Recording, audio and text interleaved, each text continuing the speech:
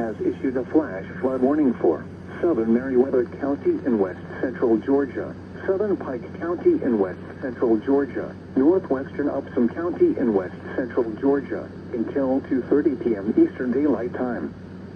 At 8:31 a.m. Eastern Daylight Time, radar and rain gauge have estimated between 1.5 and 3 inches of rain have fallen. Additional rainfall amounts of 1 to 3 inches are possible in the warned area. Flash flooding is ongoing or expected to begin shortly. Hazard: flash flooding caused by thunderstorms. Source: radar.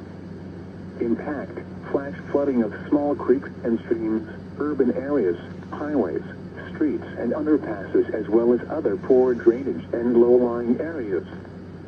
Some locations that will experience flash flooding include Thomaston, Ziegler, Manchester, Woodbury, Warm Springs, Molina, Meonsville, Sunset Village, Crest, Sunnyside, Raleigh, Atwater, Litsea Springs, Hannah's Mill, Harris City, and Durand.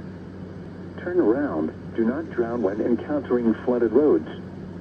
Most flood deaths occur in vehicles.